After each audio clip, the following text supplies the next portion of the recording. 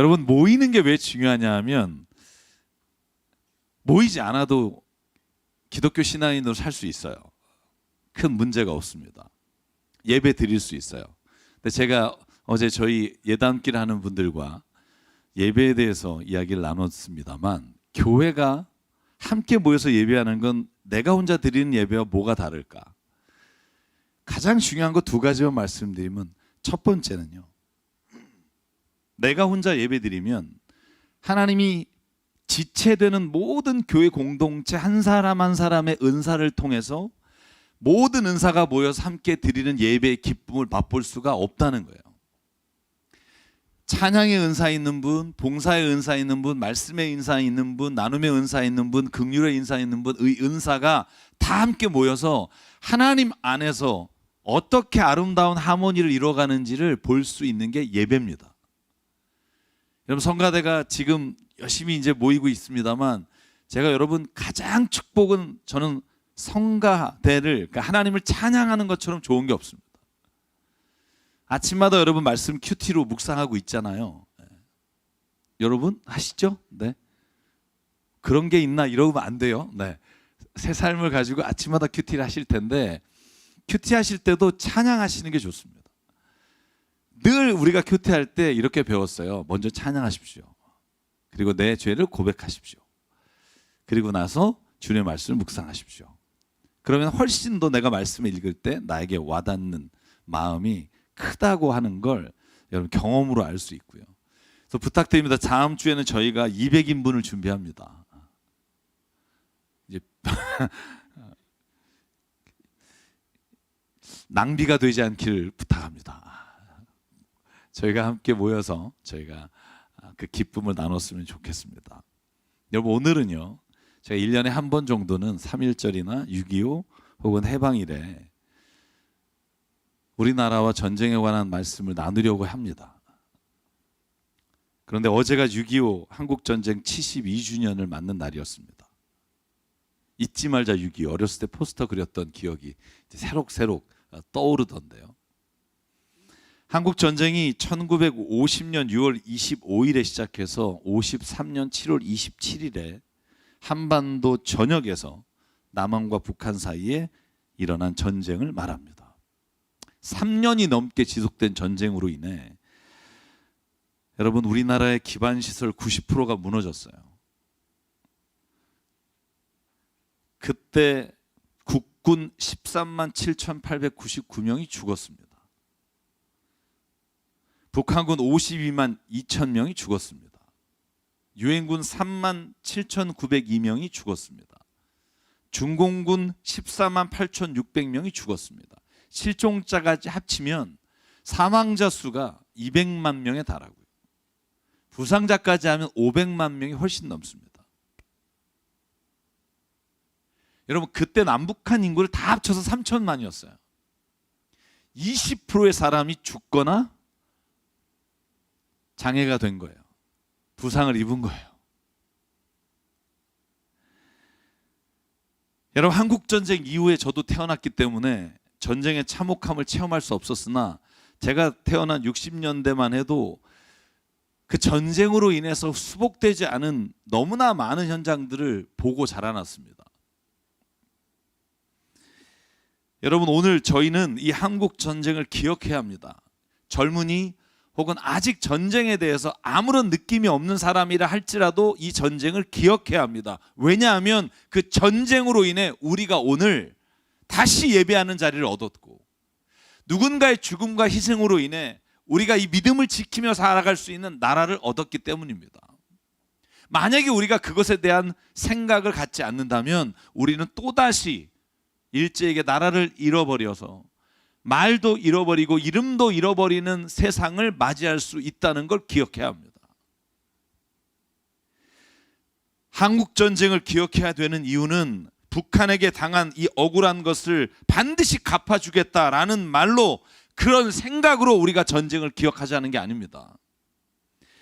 전쟁이라는 사건이 얼마나 참혹하고 비참하고 인간의 삶에 얼마나 치명적인 아픔과 상처를 가져왔는가를 기억하고 그걸 반복하지 않도록 하는 게 우리가 전쟁을 기억하는 이유입니다.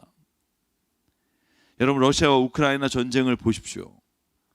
잠깐이면 끝날 것 같은 전쟁이 이제 120일이 지나갑니다.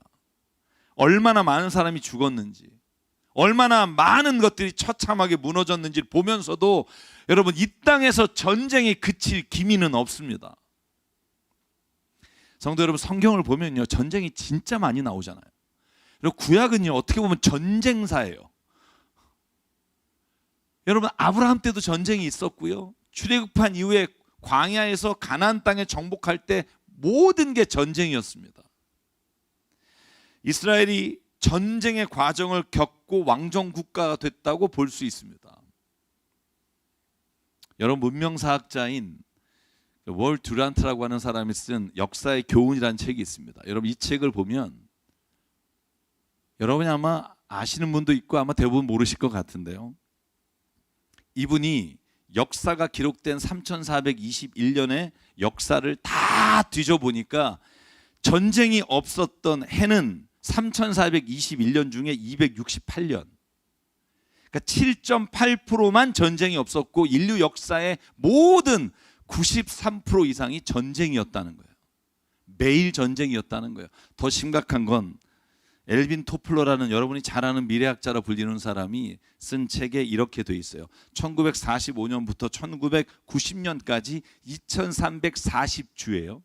2340주 동안 지구에 전쟁이 없었던 시기가 딱 3주뿐이라는 거예요. 3주. 이 땅, 이 지구 위에 전쟁이 없었던 시기가 여러분들 근 50년 동안 딱 3주. 지금도 어딘가에선 전쟁이 일어나고 있고 이 참혹한 전쟁은 우리의 옆에 늘 있다는 걸 기억해야 합니다. 사랑하는 여러분, 오늘 우리가 주일 말씀이지만 오늘 말씀을 통해서 저희가 전쟁을 왜 우리가 일어나는지를 바라보고 전쟁에 대해서 우리가 바라보는 시선들을 좀 정리한 다음에 성경은 전쟁을 어떻게 바라보기를 원하는가를 나누려고 해요. 좀 무거운 주제가 될 것 같아서 참 올라오면서 부담스러웠지만 하나님이 우리에게 또 이런 지혜를 더하여 주셔서 인생을 살아가는 데 있어서 또 동일한 실수를 반복하지 않도록 이끌어 주실 줄 믿습니다. 여러분 오늘 우리가 읽은 사무엘상 17장은요 블레셋이 이스라엘에 쳐들어오는 장면입니다. 잘 보면 이 전쟁이 처음이 아니에요. 사무엘상 13장에 보면 사울이 30살의 왕이 되자마자 전쟁을 블레셋과 치릅니다.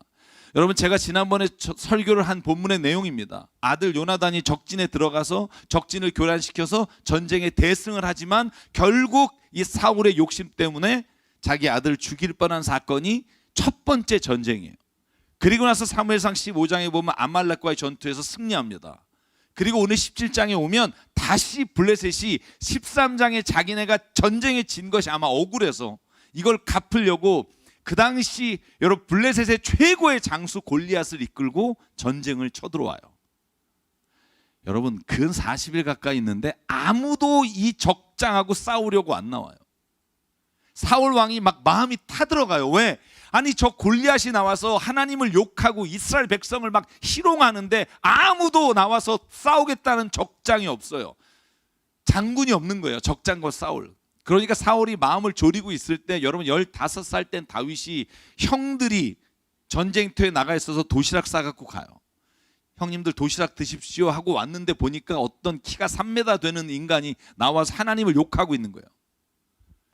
네가 하나님을 믿는다고? 야 하나님이 너희들을 지켜주실 것 같냐 막 이렇게 말하는 말을 듣고 여러분 이 다윗이 45절과 46절에 골리앗에게 내뱉는 말이 있어요. 너는 칼을 차고 창을 메고 투창을 들고 나에게 나왔냐? 나는 네가 모욕하는 이스라엘 군대 하나님 곧 만군의 주님의 이름을 의지하고 너에게 나왔다. 주님께서 너를 나의 손에 넘겨주실 것이니 내가 오늘 너를 쳐서 내 머리를 베고 블레셋 사람의 죽음을 모조리 공중에서와 땅의 들짐승에게 밥으로 주어 온 세상이 이스라엘의 하나님인 것을 알게 하겠다. 여러분 그런데요 다윗과 골리앗은 비교가 안 돼요. 제가 볼 때 다윗이 골리앗하고 딱 쓰면 허리쯤 올 거예요. 왜냐하면 다윗의 키가 그렇게 크지 않다고 돼 있어요. 골리앗은 여러분 육척이니까 한 거의 2m 80이라고 저희가 봅니다. 그런데 다윗이 그 앞에서 떨지 않고 내가 하나님의 이름으로 너와 싸우겠다. 그리고 나서 사무엘상 17장 48절부터 51절을 보니까 골리앗이 다윗에게 다가오고 다윗은 자기가 가지고 갔던, 옛날에는 물멜돌이라고 했는데 지금은 물인매라고 이제 저희가 좀 바뀌었습니다만, 그 돌을 돌려서 던져서 이마에 맞춰서 골리앗이 쓰러집니다. 그리고 다윗은 그의 칼로 목을 베서 블레셋의 모든 사람들이 달아나고 도망갑니다. 여러분, 저는 이 장면을 보면서 다윗이 고백한 말 한마디 47절에 주목하려고 해요. 47절에 다윗이 이렇게 말합니다. 주님께서는 칼이나 창 따위를 쓰셔서 구원하는 것이 아니라는 것을 여기에 모인 이 모든 무리가 알게 하겠다. 전쟁에서 이기고 지는 것은 주님께 달린 것이다. 주님께서 너희를 모조리 우리의 손에 넘겨주실 것이다. 아멘. 이게 다윗의 고백이에요. 전쟁은 하나님께 속하 있고 이기고 지는 건 주님의 손에 달려있다. 여러분, 이 말이 무슨 말일까요? 오늘 이야기를 좀 나누려고 해요. 왜 다윗은 담대하게 전쟁이 하나님의 손에 달려있다고 말할까요? 왜냐하면 이스라엘이 항상 전쟁에 이긴 게 아니에요. 전쟁에서 지기도 하고 때로는 완전히 멸망돼서 예루살렘이 파괴되고 바벨론의 포로로 끌려가기도 하고, 그런데 다윗은 선포해요. 전쟁은 이기는 지는 건 하나님께 달려있다. 왜 이렇게 말할 수 있었을까 하는 거예요. 사실 여러분, 제가 여러분에게 좀 시선을 바꾸기 위해서, 여러분, 전쟁에 대해서 그리스도인이 갖고 있는 세 가지의 눈이 있어요. 시선이라고 제가 오늘 이름을 붙였어요. 첫 번째 시선은요, 전쟁은 필요하다는 거예요. 현실주의적인 입장이에요. 자, 국가 사이에는요, 도덕적으로 야, 너 좀 잘 살아봐, 너 좀 착하게 살아, 이렇게 통하지 않는다는 거예요. 그룹과 그룹 사이에는 도덕적인 것이 그 사람으로 하여금 돌이켜 회개하게 하는 것이 아니라 그들이 처절하게 무너짐을 통해 그들이 깨닫게 해야 된다는 거예요. 악의 세력을 억제하고 무력화시키기 위해서는 전쟁을 통해서라도 악을 이겨야 한다는 거예요. 옛날에 유명한 말 있죠. 악의 축. 그래서 이라크를 쳐들어갔잖아요. 악한 것은 우리가 없애야 된다. 여러분, 대표적인 게 십자군이에요. 십자군 전쟁을 보면 1096년부터 1270년까지 무려 180년 동안 8차례 걸려서 십자군이 이슬람 교도에게 뺏긴 성지를 되찾겠다고 전쟁을 했어요. 무려 200년이에요. 200년 가까이 전쟁을 했다고요. 그런데 이 땅에 하나님의 나라가 이루어졌나요? 십자군 전쟁은 기독교를 이슬람으로부터 보호하겠다고 시작했지만 사실은 그 뒤를 보면 국왕과 귀족의 부를 지키기 위한 전쟁이었다는 게 너무나 명백하게 밝혀져요. 하나님의 이름으로 이슬람과 전쟁을 선포하며 쳐들어갔지만 정작 죽은 사람의 숫자가 너무나 많았을 뿐 아니라 기독교인이 쳐들어가서 차지한 나라에도 너무나 심한 부패와 악이 횡행했다는 걸 역사가 보여줘요. 사랑 여러분, 중요한 건 기독교가 국교가 되는 게 아니에요. 기독교가 국교가 되면 나라가 달라질 거라고 생각하세요? 천만의 말씀. 그러면 AD 313년에 로마가 기독교를 국교로 세우고 모든 가는 곳마다 교회를 세웠을 때 그곳이 하나님의 나라가 됐습니까? 아니요. 모든 다른 민족들은 로마의 이를 갈며 로마가 망하기를 기대했어요. 왜? 인간의 다스림은, 인간의 통치는 거기까지라는 거예요. 여러분, 현혹되지 마십시오. 기독교인이 정치인이 돼야 한다. 기독교인이 대통령이 돼야 한다. 기독교인이 우리나라의 국교가 돼야 한다. 여러분, 이 말은 진짜 하나님의 통치를 바라는 사람의 말이 아닐 수 있어요. 정권을 잡기 위한 누군가의 말일 수 있다는 걸 기억해야 합니다. 사랑 여러분, 우리가 알아야 할 것은 전쟁으로 근본적인 이 땅의 악을 제거할 수 없으며 하나님이 말하는 샬롬의 평화가 이루어질 수 없다는 거예요. 또 하나의 시선이 있어요. 그게 뭐냐면 전쟁을 바라볼 때 전쟁은 불가피하다는 거예요. 이걸 정의 전쟁론, 영어로 하면 just war라고 해요. 정당한 전쟁이다. 쉽게 말하면 악한 세력이 쳐들어와서 선한 사람들을 죽이려고 할 때 우리가 정의의 이름으로 전쟁에 맞서 싸울 수 있고, 그러므로 일어나는 전쟁의 피해와 죽이는 일은 불가피하다는 거예요. 먼저 전쟁을 통해 악을 제거하는 것은 전쟁 자체를 악으로 보기 때문에 해서는 안 된다고 보지만, 악한 세력으로 인해 누군가가 피해를 당하거나 부당한 침략으로부터 방어하거나 식민지 정책에 반대하거나 억압과 폭력과 전쟁의 참상을 종식시키기 위해 전쟁에 합세할 수 있다는 생각을 가진 시선이 있어요. 여러분, 하나님은 전쟁을 통해 비극을 원하지 않지만, 그러나 이 땅에 전쟁을 통해 때로는 하나님의 일을 이루어갈 수 있다는 마음을 가진 사람들입니다. 더 큰 악을 막기 위해 전쟁이라는 악을 택할 수밖에 없다는 생각을 가진 시선이 있어요. 또 하나 마지막 시선이 있습니다. 그게 뭐냐면 전쟁은 무조건 악이라는 거예요. 사람을 죽이는 건 무조건 악이라는 거예요.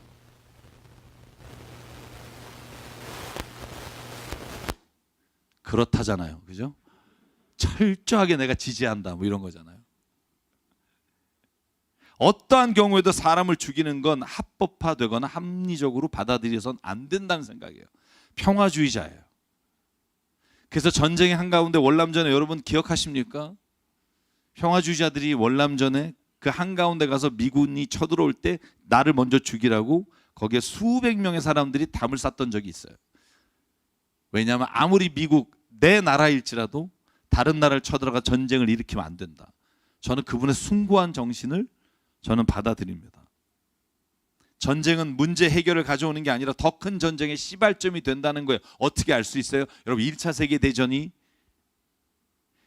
전쟁을 발발한 나라들의 패배로 끝났지만 여러분, 그 결과로 인해 제2차 세계대전이 일어났어요.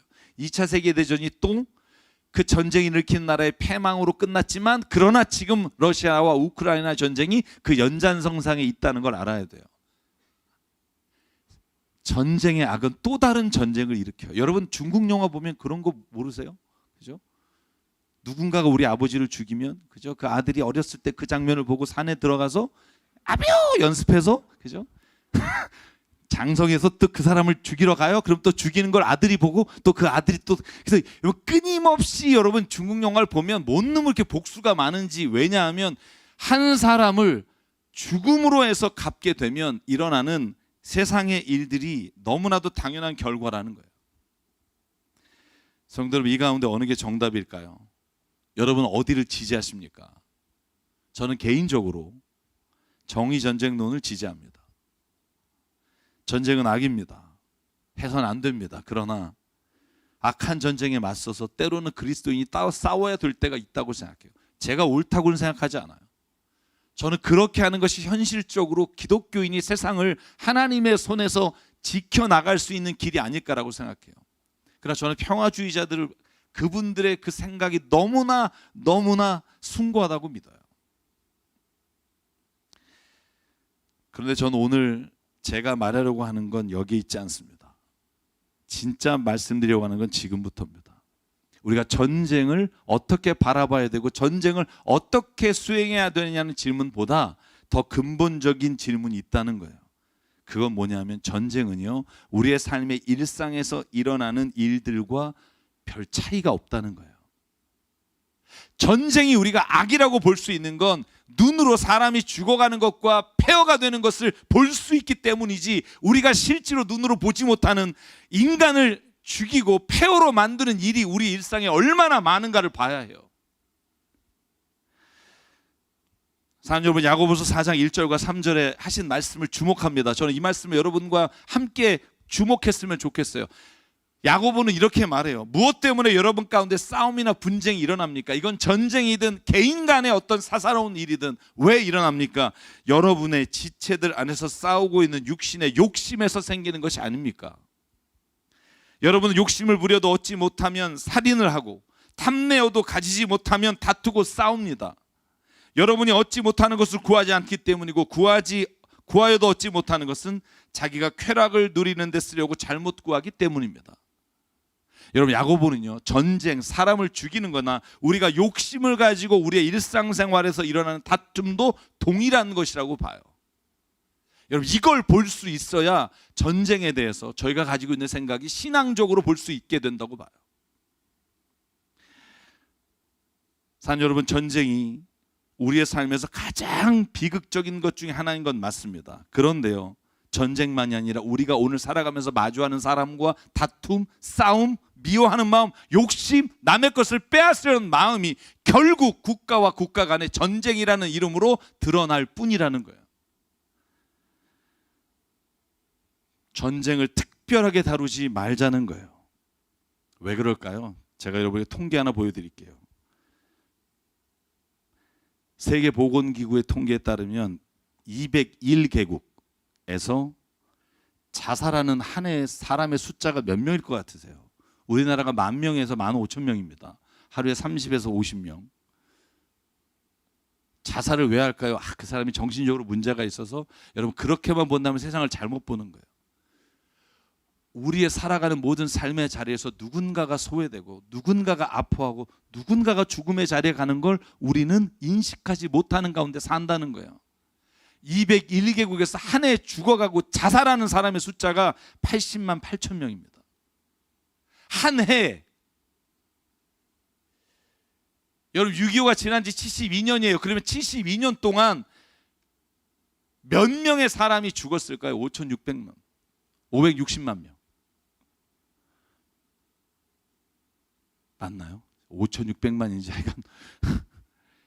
여러분, 우리가 전쟁으로 죽어간 사람의 숫자는 익숙하게 알 수 있으나 매일의 일상의 삶에서 우리와 부딪히는 사람들이 겪게 되는 좌절, 아픔, 상처, 삶에 대한 절망, 여러분, 이것에 대해 우리가 관심을 갖지 못한다면, 우리의 욕심으로 말미암아 일어나는 싸움과 분쟁이 야고보의 말처럼 우리의 탐욕으로 일어나는 걸 보지 못한다면, 여러분, 전쟁이라고 하는 나라와 나라 사이에 일어나는 이 비극적인 일들을 해결하는 길을 결코 걸어갈 수 없다는 거예요.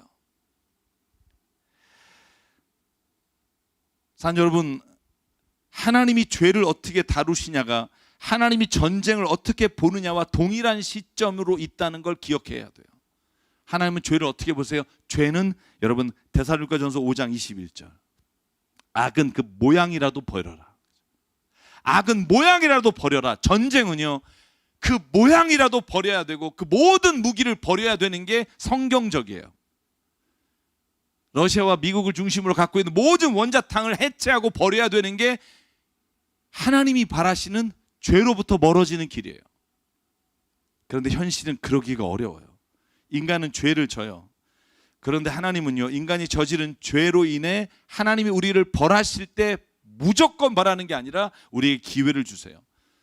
저희가 예배가 시작할 때, 회개 기도할 때 제가 읽는 성경 본문이에요. 요한일서 1장 9절. 우리가 만일 우리의 죄를 자백하면 하나님은 신실하고 의로우신 분이셔서 우리 죄를 용서하시고 우리를 모든 불의에서 깨끗게 하실 것입니다.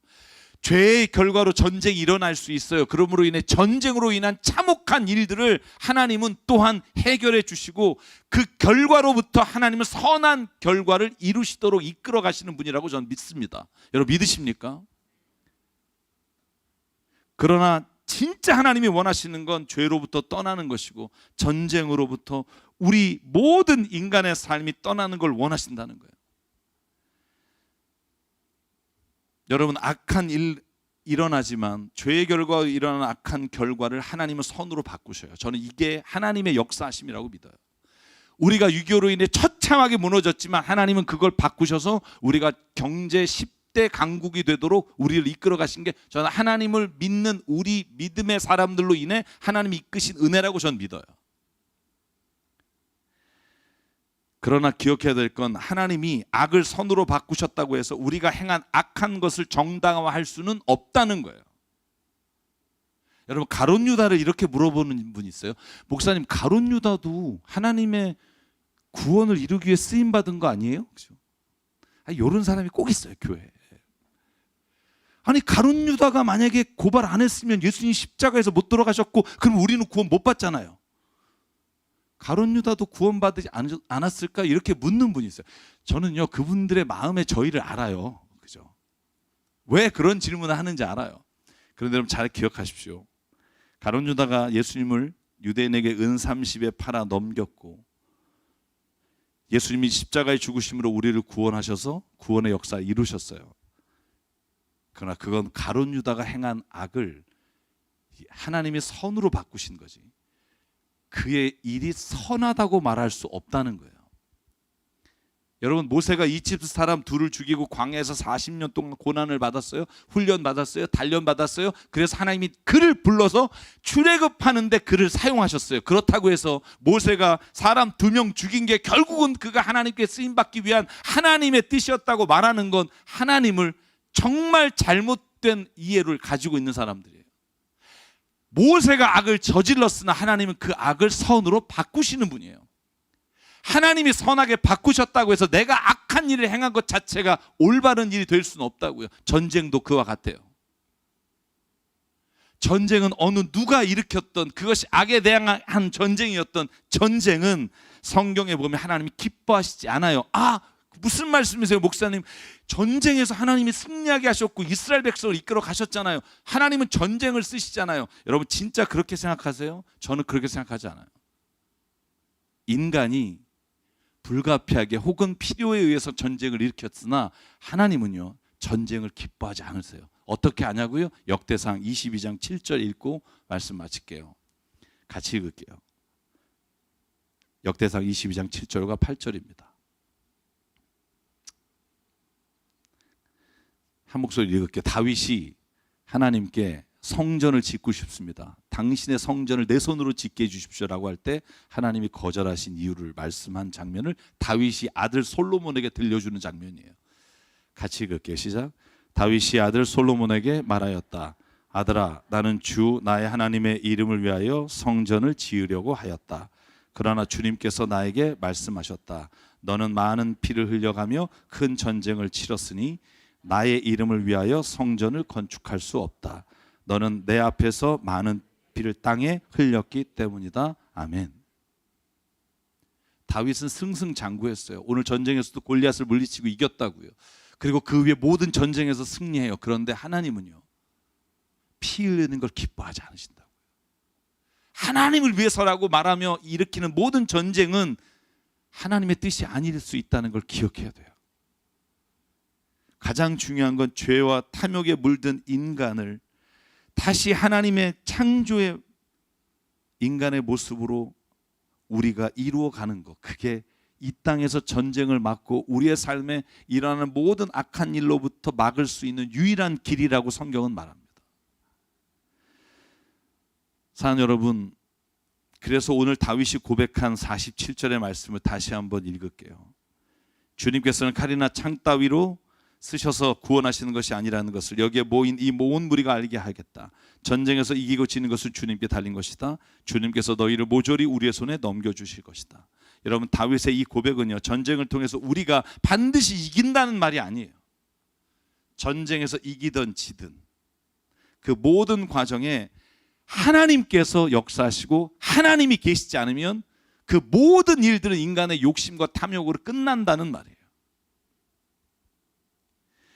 사사기에 무한 반복되는 말이 있어요. 13장 1절, 6장 1절 모든 본문에 이렇게 돼 있어요. 이스라엘 자손이 다시 주님께서 보시는 앞에서 악을 저질렀다. 그래서 주님께서는 그들을 40년 동안 블레셋 사람들의 손에 넘기셨다. 악을 저질렀다. 그래서 하나님께서는 그들을 어느 민족에게 넘기셨다. 이게 사사기의 기록이에요. 하나님은 왜 전쟁을 우리에게 보게 하실까? 그 안에 있는 인간의 잔악함과 내 안에 있는 탐욕과 죄를 보게 하셔서 그와 같은 역사를 되풀이하지 않도록 저는 우리를 그리스도의 사람, 그리스도인으로 불렀다고 믿습니다. 사랑하는 여러분, 이 6월의 호국의 달을 맞아 세상을 살아가면서 그럴 수도 있지라는 말보다 전쟁의 참혹함을 하나님은 기뻐하지 않으십니다라고 선포하며 하나님 앞에서 우리가 다 죄와 탐욕을 회개하며 이 땅의 모든 사람들에게 그 복음을 전하는 은혜가 저와 여러분에게 있기를 주의 이름으로 축복합니다. 그래서 오늘 이 찬양 부르고 싶습니다. 이 찬양 여러분 많이 안 불렀겠지만 조금 천천히 부르려고 하는데요. 가사가 이렇게 돼 있어요. 세상의 유혹 시험이 내게 몰려올 때 나의 힘으론 그것들을 모두 이길 수 없네. 거대한 폭풍 가운데 위축된 나의 영혼 어찌할 바를 몰라 헤매고 있을 때 주를 찬양. 전쟁은 나에게 속한 것이 아니니 주를 찬양. 전쟁은 하나님께 속한 것이니. 오늘 이 찬양하실 때 하나님, 우리 주변에서 일어나는 이 전쟁과 우리나라를 지금 남과 북이 대치 하는 상황 가운데 전쟁이라서 북을 쓸어버려야지, 여러분 이런 생각이 아니라 전쟁이 어떻게든 일어나지 않아서 이 나라에 정말 주님의 주시는 평화가 일어나기를, 그것을 위해 우리 그리스도인이 한마음으로 나가기를, 그렇게 되길 이 시간 우리가 간절히 기도하는 시간 됐으면 좋겠고, 그렇게 살아가는 우리가 되기를 바랍니다. 우리 함께 찬양할게요. 세상의 유혹 시험이 내게 몰려올 때에 나의 힘으론 그것들 모두 이길 수 없네. 거대한 폭풍 가운데 위축된 나의 영혼 어찌할 바를 몰라 헤매이고 있을 때 주를 찬양, 손을 들고 찬양. 전쟁은 나에게 속한 것 아니니 주를 찬양, 손을 들고 찬양. 전쟁은 하나님께 속한 것이니. 거짓과 속임수로 가득 찬, 거짓과 속임수로 가득 찬 세상에서 어디로 갈지 몰라 머뭇거리고 있네. 공중의 권세 잡은 자 지금도 우리들을 실패와 절망으로 넘어뜨리려 하네. 주를 찬양,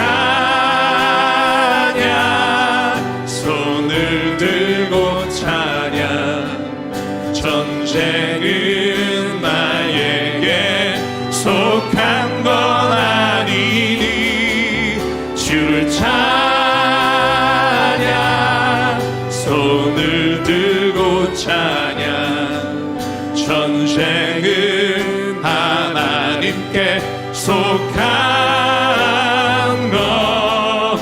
우리 일어나서 3절 가사 부를게요. 주위를 둘러보면, 주위를 둘러보면 아무도 없는 믿음의 눈을 들면 보이는 분 계시네.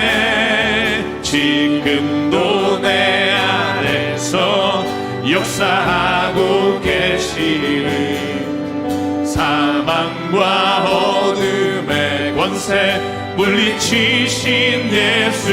주를 찬양하며 주를 찬양, 손을 들고 찬양. 전쟁은 나에게 속한 것 아니니 주를 찬양, 손을 들고 찬양. 전쟁은 하나님께 속한